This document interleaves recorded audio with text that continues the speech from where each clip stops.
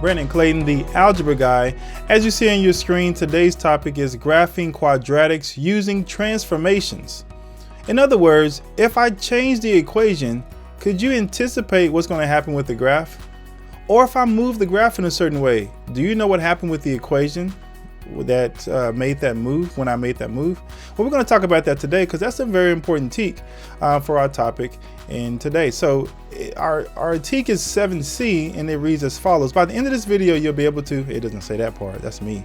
But in 7C, it says determine the effects of the graph of the parent function f of x equals x squared when f of x is replaced by these following transformations: a of x, fx plus d, fx minus c, f of bx for specific values of a, b, c, and d. So we're going to talk about that because that looks kind of confusing.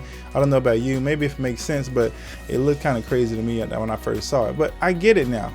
So we're going to start like this. How about that? Now don't be afraid. Look, it's just a picture. Calm down, take a breath. Yes, that's an alligator.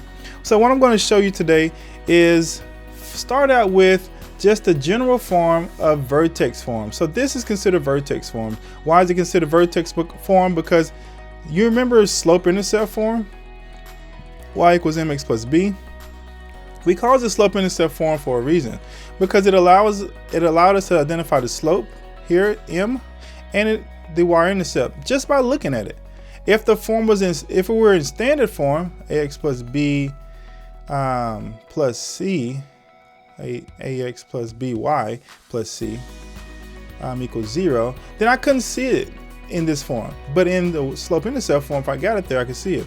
Same thing for vertex form. If I had it in standard form, which is ax squared plus bx plus c equals 0. See, I can see the vertex simply by looking at it if these were numbers. A, b, and c were numbers, 3x squared plus 4x plus 2, whatever it is. But if I can get it in this form, it's much easier to see what the vertex is. So that's why it's called vertex form. Now, taking a shortcut, we're not going to try to deduce that from the standard form. I'm simply going to tell you vertex can be found very simply if you're in this form by doing the following thing. Taking the negative h, so you look at this part right here. If it's minus 3, it's going to be a plus 3, and take whatever k you have. So that way you'll know what a vertex is. And the vertex, if you remember, is the highest point, or if I had another graph, it'll be the lowest point. Both of these are called vertexes. One is a maximum and the other is a minimum. So that's what a vertex form is. And now let's get into what happens when I change certain parts of it. So in this discussion, we're going to talk about what happens when I change a, h, k, and also a b. That's going to be right here before x. So we're going to talk about those for today. A, yes, stands for my alligator. So why alligator? Why did I choose alligator to represent A? And I want you to remember these because it's going to help you remember what's happening with the graph. So I chose the alligator because if you understand alligator's mouth, it opens, right? It opens and it closes, just like this V shape. So that's what changing the A value does to our graph. It makes it open up further or it makes it close further. But it can also open down and close down. So just like an alligator's mouth, opening up and closing down, that's what's happening when you change A. So just wanted to put an animal there. And I'm not the one to come up with that, by the way. That was genius, but I didn't come up with that. But I do want to show you what it looks like on a graph. So let's pull up a graph. So I'm going to start out with the parent function, right? Y equals x squared. You're not going to see 1, but I'm just reminding you, in place of our a, we currently have a 1. So this is our basic standard parent function. This is what you're going to be comparing every transformation to. So please get used to seeing this. They're going to say, how does this compare to the parent function? So this blue line is a parent function. Y equals x squared. This is f of x equals x squared. This is the 1 for the first graph. This is your parent function. Yes, I'm spending a lot of time talking about this because I want you to get that in your head, the parent function. And parent function is saying the most basic function for that graph. So if we had a line, the most basic equation is going to be y equals x. Yes, you can add 2x plus 1 to it, 3x plus 5, 2x minus 1, whatever it is, but this is the most basic, y equals x. For a quadratic, it's y equals x squared. That is the parent. That's where everything evolves from right there. Now, moving on. What if we put a different number other than 1, which is the normal parent graph? So what do you think is going to happen if I put a 2 here instead? How is that going to change the graph? If I change my a value, and I know I don't have all this other stuff in here because it's 0, so I didn't bother to write it. But what if I change the a value from 1, which is a parent a value, to 2? How is it going to change the graph? Now remember how the alligator moves, right? There's only 2 things that I shared with you, actually 3, if you think about it flipping over the x-axis. So let's look. If I put a 2 there, look what happens to my green line. It goes from being that blue to now being in this green where it's a little bit more narrow. And I want you to make sure you use that right terminology too. Narrow is the word that comes up when trying to describe what's happening with the green line, the one that's a value of 2, and the parent graph. So this green line is more narrow than the blue line.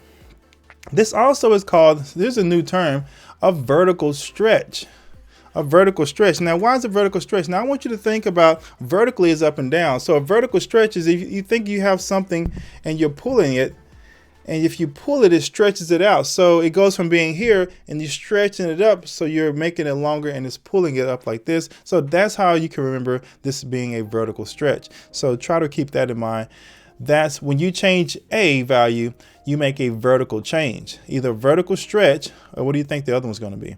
So my question now is, what if I change this from a 2 to something that's to an a value that's greater than 0, but I don't want to write it that way.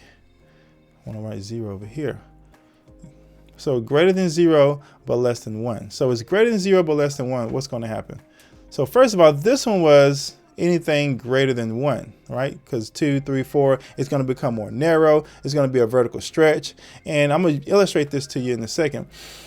But what happens when I go between 0 and 1? So I'm getting some kind of decimal, right? A fraction. So let's do 1/2. So what's going to happen? So now instead of being this blue line, look what happens. It gets more broad or less narrow. So it's opening up. I use the word broad. I think they use the word less narrow, but just know that it's going to be more open or less narrow, as you see here in this red. So this is called a vertical compression, because now I want you to think about 2 hands above vertically. See, this is up and down, and compressing and making it kind of open up like this, kind of like a flower where you would stretch it out or you compress it and make it open up. So those are vertical transformations happen when you change your a. I actually want to pause here and show you what this looks like if I were to, there's a website I like to use when trying to illustrate this called Desmos. And so if you look on my screen here to your left, you see that I have a few equations lined up here. My first equation is our parent graph, f of x equals x squared. So this is just a normal parent graph. And I asked you, what do you think is going to happen if I put 3x squared here? So I'm going to click on it. Let's see. When I click on 3x, look what happened. So it's more narrow by a factor of 3. What about 5x? Well, even more narrow. So let me try to zoom in here in case you can't see that. So I had 3, and then I went to 5, and it's even more narrow. What's going to happen at 0.5, which is 1/2? So that's between 0 and 1. We just saw that one. Hopefully you're realizing that's going to be, here's my original blue line, the parent graph. I'm sorry, the original red line. So the blue line is going to be less narrow. And 1/4, well, that's even smaller than 1/2. Well, 1 and 1/20th is even smaller. Look how far that's open. What do you think is going to happen if I make my a value 0? Let's see. It's just going to be this line. It's just going to 0 times x squared. Anything times 0 is going to be 0. So you can't get anything but 0 out of that. What would happen if I made this a negative value? So let's go to my next slide. So if I made it x a negative value, notice that this negative value now flips it across the x-axis. The word you're going to see for that is it reflected across the x-axis. And I showed, and I kept both the table up for all of these so you can see what's going on between our original graph here in the blue and the graph that we're talking about. So instead of being 1, it's double to 2. Instead of being 1 here is double to 2. Instead of being 4, it's double to 8. And that makes sense with a factor of 2. And we got half is half of what we expect. And lastly, it's the negative. Instead of being 1, it's a -1. Instead of being 1, it's a -1. So it's reflecting across the x-axis is how you're going to see that. So if I clicked on this -1, now you're going to see it open down. And let me erase these others. What if I made that -1 like a -5? So my next one's a -5. How is that going to change? Well, I know if it's 2 transformations are going to occur. And that's how you want to think about it. 1 is it's going to reflect across the x-axis. 2 is going to be a vertical, what? Compression or vertical stretch? Well, that number is, it's not actually bigger than 1, but it's getting more negative. So it's still stretching it out, but it's across the x-axis. And I'm going to show you here with this graph. Watch this. So look, it's more more stretched, vertical stretched. It's more narrow than what you see up here where I had 1 as my A. So -3 will be in the between those two, and we're going to stop there because it's going to get to our next one. So I'm going to keep my parent graph up here as we have this discussion. The next letter I want to introduce to you is not A, but I just did those. Okay, but K. K is my kangaroo. Why do you think I call this the kangaroo? What transformation might be happening that I've called this the kangaroo? Kangaroo goes 2 places, up and down. Good. So here's my parent graph. My kangaroo, my K is 0, so it's just right there at 0, nothing changed. However, if I add 2, how's it going to change this graph? Well, knowing that K is my kangaroo, is right here, plus or minus something on the end, and this is +2, look at what happened to the green. It literally just shifted up 1, 2 units, and it's that simple. On the test, you're going to see the wording something like vertical shift up 2 units. That's the transformation that occurred. There was one transformation from the parent graph, and that is that there was a vertical shift up 2 units. And -2 is going to be the same. We're going to take the original parent graph and shift it down 2 units. 1, 2. See, we started from 0 and we just shifted it down. And that's really it for my kangaroo. There's nothing else. And you can see here what's going on with the table. It's going, instead of 1, it's going up to 3. Instead of 0, it's going up to 2, as we would expect. Hippopotamus. Oh my. All right, so what do you think is going to happen with this hippopotamus? Well, I call it a hippopotamus. Because unlike moving the way a kangaroo would, up and down, a hippopotamus will only move laterally, left and right, It's only going to walk left or right. So changing this H value is only going to change my graph moving left or right. You know what? I forgot to show you some examples from the kangaroo. So let's kind of do that real quick. So if we move over here, what do you think is going to happen with an x squared plus 2? So let me go back to my kangaroo picture, because I want to make sure you see this and get this. And I want you to guess too. Please say it out loud to yourself if you need to, because really that kind of stuff helps you tremendously. What do you think is going to happen if I click on this x squared plus 2? Well, that's x squared is my parent graph, and I add 2 on the end at the kangaroos plus 2. So we already did that one. That moves up 2. And what if I say x squared plus 5? Well, now I bet it's going to move up to, there it is, way up there.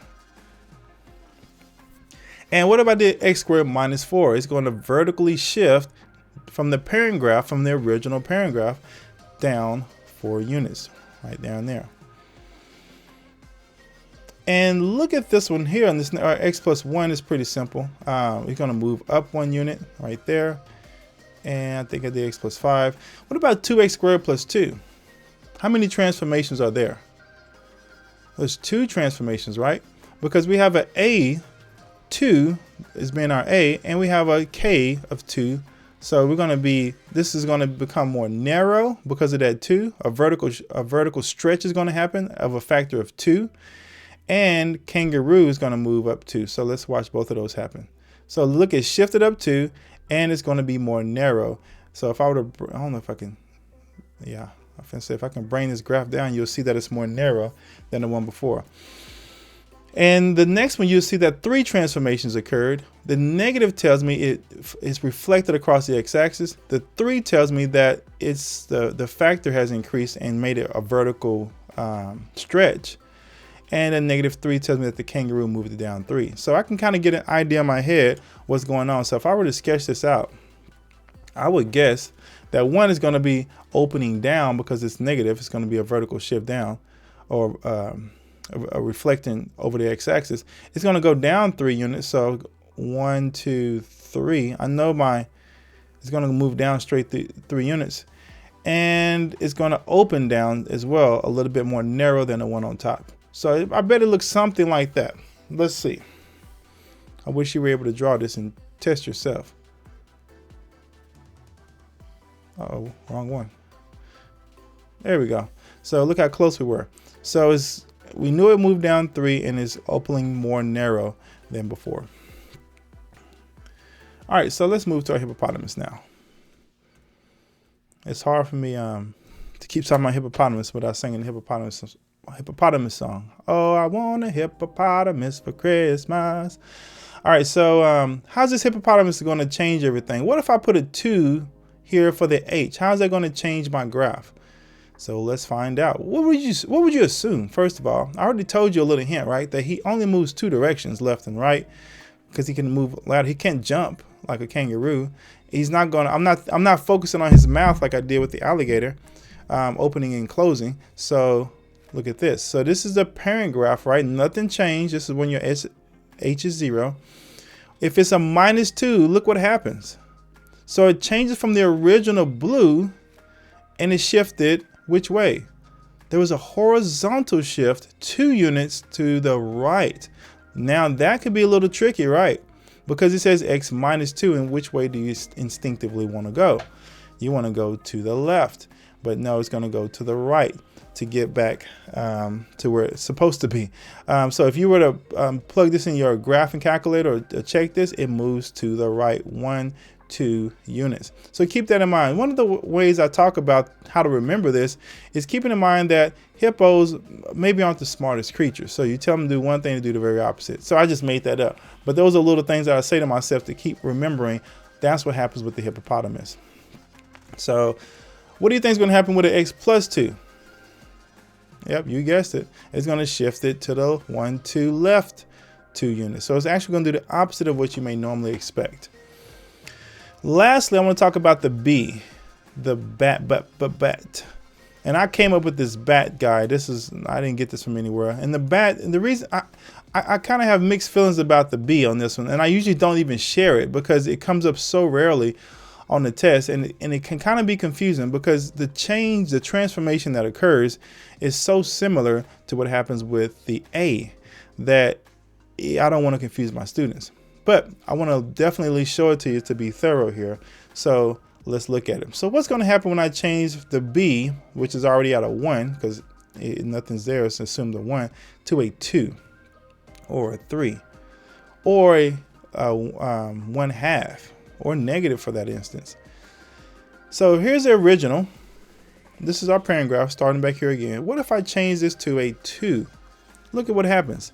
It looks like there is a vertical stretch, right? Because it got more narrow, just like would happen with the A. But instead of thinking vertical shift, like you're taking something from the top and the bottom and stretching it out, you're now thinking horizontal. Think about the hippopotamus being in that little parentheses area, and you're doing everything horizontal. So horizontal, you're going to take the left and the right. And how are you going to get that to be more narrow? You're going to have to compress it now to go from here and move it in. So your B, you're going to have to think about as a compression. So if the bigger that number gets, the more your graph is going to compress in. You're going to take the left and right. I'm doing left and right because these are horizontal. So left and right, and you're going to move it in. So think of that parent graph closing in more narrowly. That's the language you need to be familiar with. So a horizontal compression by a factor of 2, because it's being multiplied by 2. And if it were half, you're going to have the opposite effect. Now you're going to have a horizontal, not compression. I put the wrong word there. You're going to have a horizontal stretch. So let me change that. Not compression. It's going to be a horizontal stretch. So you have to think opposite with this B. So you're going to have your hand on the left and the right, and you're going to take, just like you're taking that parabola and you're stretching it because you're opening it up. you think about the horizontal when dealing with this B. So you're stretching or compressing, and you think about vertical when you're dealing with the A. All right, so now if I'm doing a problem over here, let's look back over here to the left. If I did, let's say this one right here, 3x squared plus 4. What's going to happen here? Well, there's how many transformations are occurring, first of all? Say it out loud. So you got I'm hoping you said 2. Because you have your x squared, which is your parent, but then you have the A, that is your 3. So this is a vertical, we're talking vertical stretch to make the thing come in. And then we have the K, which is shifting the whole thing up. So shifting it vertically 4 units. And here's our parentheses. So when you're in this parentheses, you need to remember the hippopotamus could be active. So we have an x minus 1. Which way is this graph going to shift now? This is my original. If I press this one, which way is it going to shift? Well, I'm hoping you said to the right, because there it is. It shifted to the right 1 unit. The vertex shifted to the right 1 unit. And what about x minus 3? Well, it's going to shift to the right 3 units. Again, we have to think opposite there. And x plus 1, of course, is going to go the opposite way, 1 to the left. And look at this one right here, 3x minus 1. How many transformations? Well, we have 2, 1 at our B spot, that bat. And what kind of transformation is that? When it's in the parentheses, it's at the B, we're going to think horizontally. So it does become more narrow. So we call it a horizontal compression in order for that to happen. And the hippopotamus is going to move us to the right 1. So 2 things are going to happen there. So it's going to become more narrow and move to the right. Let's look at it. There it is, more narrow, and then move to the right 1. Or actually 3, not quite 1, almost 1. Because I think the number changes since we have more going on in there when you square it.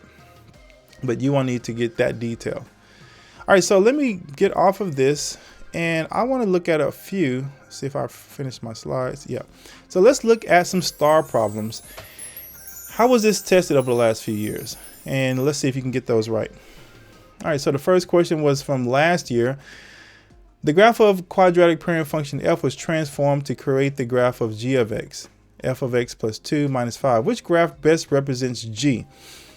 So we went from having the parent graph of f to changing it to, so parent graph of f. So they're basically saying, let me pull this up, get my pen out. So they're basically saying my parent graph is x squared. So they're assuming that you're going to know what the parent graph is. So please know what the parent graph is. So the parent graph for a quadratic, we're saying f of x is going to equal x squared. So they're assuming you know that. So they're saying g of x is going to equal f. So f of whatever your x was plus 2 minus 5. So what they're telling us to do, let's rewrite that. So they're telling us to do this to our original. So instead of f of x, we're going to take, instead of x squared, we're going to take parentheses and do x plus 2 squared. So in place of x, we're going to replace it with x plus 2 and then x plus 2 minus 5. So look, we just talked about this. How many transformations are occurring? Well, there should be, I hope you're saying 2. 1, the hippopotamus is moving. Now, which direction? Don't get this wrong. It's a plus 2. Good. I hope you said minus 2 in the left. So, and the way you're going to see that red is there's a horizontal shift left 2 units. What else happened? Well, the kangaroo jumped down 5 units. So we went from the left, we went to the left and down. Now, where do we start with the parent graph? What is the vertex originally? Well, the vertex originally here in the center origin. And now we know that we moved, the hippopotamus moved us left 2 units, 1, 2, and we went down 1, 2, 3, 4, 5. So I know my vertex should be here. And I don't have a negative a, so it should be opening up. So I'm looking for a vertex here, and it looks like there's one here, and I don't see one anywhere else, and it's opening up. That'll work for me. Letter H. All right, what about this one? The graph of a quadratic function p is shown on the grid. And don't be confused by all these letters they give you. They're just a way of naming the function. All right, so if k of x equals x squared and p of x equals k of x plus n, what's the value of n? So k of x was x squared. That's just a parent function, right? So this was just a parent function originally. That doesn't look like a beautiful U, looks like a V, but bear with me. And p of x was k of x. So what is k of x? K of x is just x squared. So this was just the same thing as saying x squared, because k of x is x squared. So x squared plus n. Well, we know that in this form, the n is actually representing our k, right? Our kangaroo. So what happened from here, our original, to our kangaroo moving up and down? So it moved down 6 units. What's the value of n? Well, it's got to be -6 to have moved that from x squared. See, in x squared, in our parent graph, let's do k. I need to write more room. K of x equals x squared. See, our k out here was 0. And when they moved it, moved all the way down here to -6. So I know they moved it down 6 units. So you want to put that for that answer, -6. The graph of g of x, this was 2018. The graph of g of x equals x squared was transformed to create the graph h of x equals negative x over 4 squared. How many transformations occurred? Can you see it? 2, I'm hoping you guess. Which one? So if we wrote it out, a b x minus h squared plus k. So which letter? Alligator, bat, hippopotamus, kangaroo. Which one changed? So we know our alligator is 1, right? This is negative. That means it's now reflected across the x-axis. And notice how I'm working this. I did not read any of the answers, because I tell you, sometimes they try to fool you and trick you, and we know the answers. You know this. You don't have to guess at these and like, well, it could be. No, let's actually work the answer out the way we know. What else changed? Well, we don't have a k that changed. It don't look like that. And we don't have a plus or minus here, but we do have this over 4. So the b is the other piece that changed, but I don't see the b right in front. Well, it can be a little deceptive, because it can also be written like that. See, now I brought the 1 over 4 out, and you can see 1/4 x, and now you can see that this is my b. Now b deals with vertical or horizontal, because that's really the question you need to remember to get this one right. B deals with our horizontal. Inside the parentheses, the hippopotamus and that B are all horizontal, moving left and right. So we're going to think about something horizontally compressing or stretching. Now, this being 1/4, we know it's going to open up more. The question we need to think of, how? Stretching or compressing? So if I have my hands here on the horizontal axis, how am I going to get it to open up more? Well, I got to stretch it out. If I compress it, it's going to become more narrow. So 2 things happen. It reflected, and they all have reflected, assuming everybody can get that part.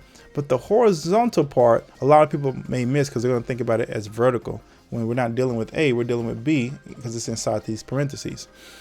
So now, is it a reflection? Oh, you know what? I checked that too quickly, because look at this. Let me go back and slow down, because they're talking about some over the x-axis and some over the y-axis. So we want to do a horizontal stretch over the x-axis. That's what we're looking for here. All right, so we know that's going over the x-axis, so not the y-axis. So that's actually going to eliminate some for us. So let me eliminate some of these. So this, redo that. So we know it's not going to be the y-axis. It's not reflect. It's going to reflect, that's for sure, but not over the y-axis both. So we have to read carefully, but it's definitely going to reflect across the x-axis. And we know it's not going to be vertical, because we're not dealing with A, so it's got to be horizontal. And so we see that F is going to be our answer for that one. All right, the graph of f of x, here's a parent graph, is transformed to create this new graph. H of x equals 2 times f of x. So we got 2. What is f of x? F of x is just saying some function in regards to x. Well, what does it equal? It equals x squared. So instead of saying f of x right here, I can just say x squared. So another way to write this is 2 times x squared. What does that look like? What transformation just happened? Our A changed, our alligator changed, and it's become more what? More narrow, and there's been a vertical stretch, right? So it's vertically stretched. And so we're looking for that first. Let's find our, make sure everybody's in x squared. All the f's are in x squared. Parent function. So now let's find the correct one. It should be the same graph, same vertex, it's just more narrow. So this one is starting to look like that. This H is more narrow, and the original is more open. They still have the same vertex. This one's a kangaroo shift. So this kangaroo change, that's not going to be right. This one's a horizontal shift. This is the H moved to the right 2 units. So that should have been x minus 2. That's not going to work. This H is more open, less narrow. So that was less than 1. So it's some fraction. That's not going to work. So we know it's going to be J. All right, quadratic functions Q and W are graphed on the same coordinate grid. The vertex of the graph of Q is 18 units below the vertex of the graph of W. So Q is below W. So if I were to draw this out, I'm just going to sketch this and they might not look exactly like this, but I just need to remember that Q. So if I were to make this like this, so this is Q and this is W up here. And I'm doing that because it can kind of get confusing when I start looking at all this stuff. Which pair of functions could have been used to create the graph?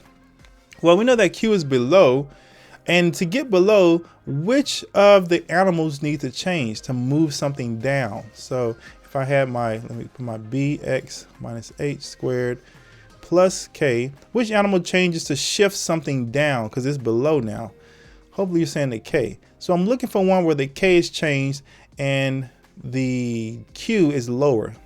So q in this case is more narrow because the a changed. That's not what we want. X squared plus 18 at q is plus 18. All these are standard or parent graphs. So this is plus 18, which is great. They use the k. However, this is above x squared. We don't want above. Negative 18 is reflected across the x-axis and more narrow. We don't need that either. We just need it to be shifted below because they said 18 units below. So that's not it. And here it looks good because it's minus x squared minus 18. Our k is shifted down 18 units. That's exactly what we're looking for. And that does it. So did we complete our objective? Yes, we did. Determine the effects of the graph of the parent function x squared. We did. When replaced by these. So we saw right here, we saw the kangaroo. We saw the alligator. This is the hippopotamus. And we talked about all those changes. They use different letters, but that's okay because the letters not going to be important. They're not going to say remember A, B, C, or D. So great job to you guys. Thanks for tuning in. My name is Brandon Clayton, the Algebra Guy, and I will see you next lesson.